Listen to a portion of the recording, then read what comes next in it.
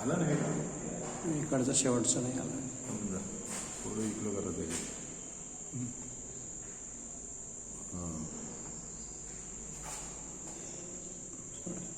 इकडचं शेवटचं थोडं घ्या. बस बस बस.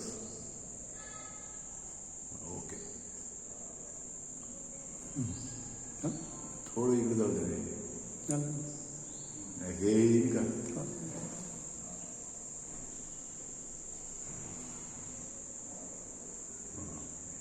बस बस. जमलं. आता तो पॉश काम झालं हे. चालू करू का?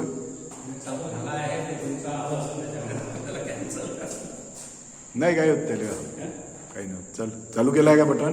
चालू केलं. मग घ्या सुरू करा ना. चालू करा. Good morning, student.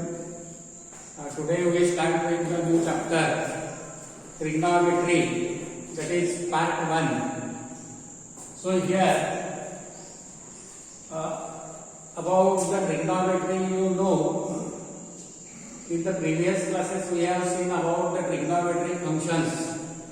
So topic is here trigonometric functions that we discuss here. So we know that there are types of trigonometric functions: sin theta, cos theta, tan theta, cot theta, secant theta, cosecant theta are the trigonometric functions. Where theta is the inclination with the x-axis, means the angle made with the x-axis by any ray, that is any shear ray. So here we find out the ratios. These ratios for these trigonometric functions. So with the help of circle. So first of all we consider the triangle, that is the right angle triangle ABC. Here this theta is the angle, that is the acute angle. This AB is the opposite side. Now BC is the adjacent side and AC is the hypotenuse that we know in the 10th standard that we see in a Pythagoras theorem. But same concept to be taken here, and it is obtained on the circular system, that is on the basis of unit circle here, or you can say that it is the circle to be taken here. So here this OB is the AB ray, or that we can say that it is a terminal ray, and OA is the initial ray. So drop this point P here, that OB ray OB intersect the circle at point P of xy. Drop a perpendicular from it at point M. So therefore this angle PMO is a right angle triangle, means like this triangle ABC. So here we use this concept here also. This adjacent side, this theta is the acute angle, that is the subtended with the center of the circle. So this is the adjacent side, this is the opposite side, and this is the OP is a hypotenuse. So representing symbolic representation here, this adjacent side is denoted by x here, because it is on the distance OM, it is on the x-axis. Then this PM is the opposite side, it is taken as y, because if you drop a perpendicular from here, so this distance, this much distance will be the distance PM, and therefore it is denoted by y. And this OP is the distance, that is the point of intersection of this ray OB, and this is nothing but the radius of the circle, So this is here hypotenuse. So we use the Pythagoras theorem here. On the basis of Pythagoras theorem, you have to remember here that symbols here.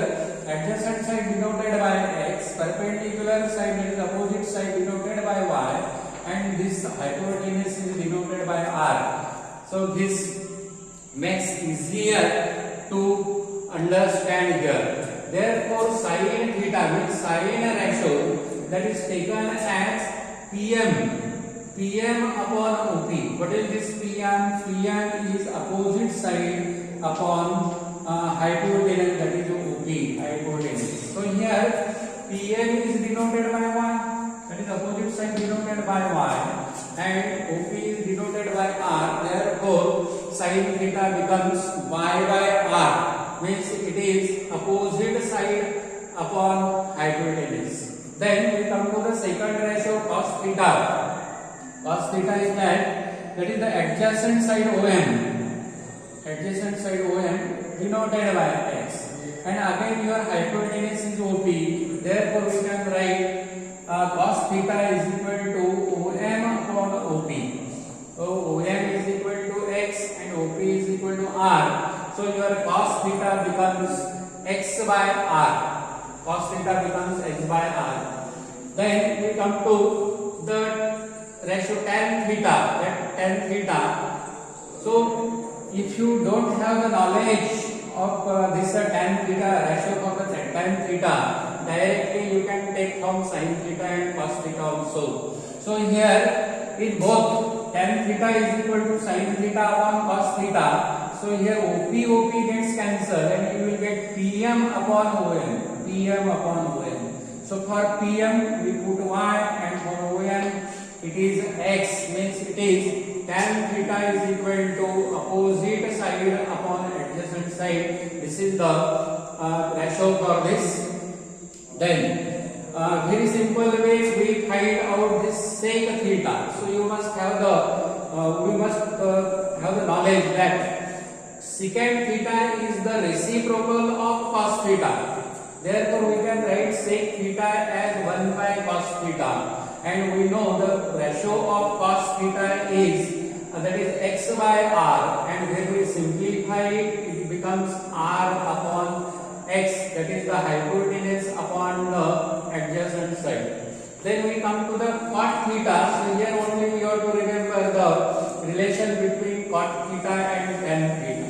So cot theta and tan theta, they are reciprocals of each other. So therefore we write cot theta as 1 by tan theta, and therefore it is equal to 1 by tan theta is obtained here, that is Y by X, and simplifying you will get X by R, means cot theta is equal to adjacent side upon opposite side. And finally that is the last ratio, cosecant theta.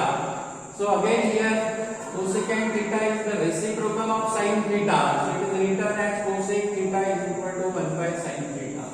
And we know the ratio of sin theta, that is equal to 1 by Y by R, and simplifying again you will get R by Y. So in this way you will get all the 6 trigonometric ratios here. So this is about the trigonometric ratios.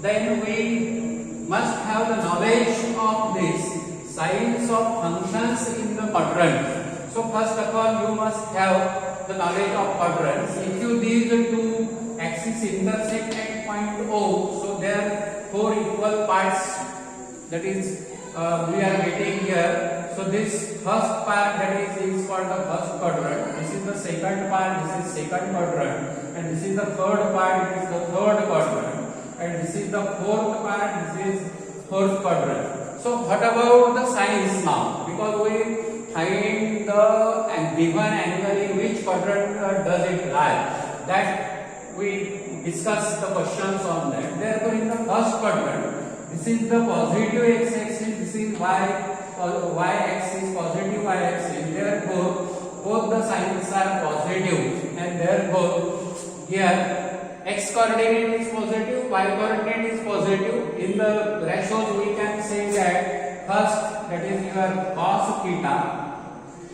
that is on the x-axis cos theta, and there is a sin theta. Means your cos theta is positive and sin theta is positive, because along the x-axis there is a cos theta, along the y-axis there is a sin theta. Then we come to the second quadrant. Here this is your x coordinate, this is y coordinate. Here your cos theta is negative, and here sin theta is positive. So in this way you can determine in the third quadrant both are negative, means your cos theta is negative and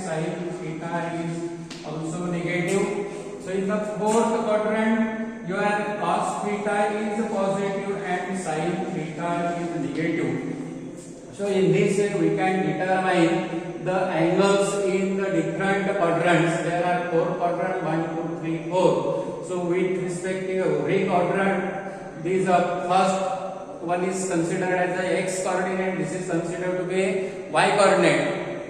And in this circular system, your x coordinate is cos theta and y coordinate is sin theta. So on the basis of this knowledge, we discuss the angles, given angles that exist in in which quadrant the given angle exists, or we can determine it on the basis of this knowledge. So for this, today is this is sufficient for today. Thank you.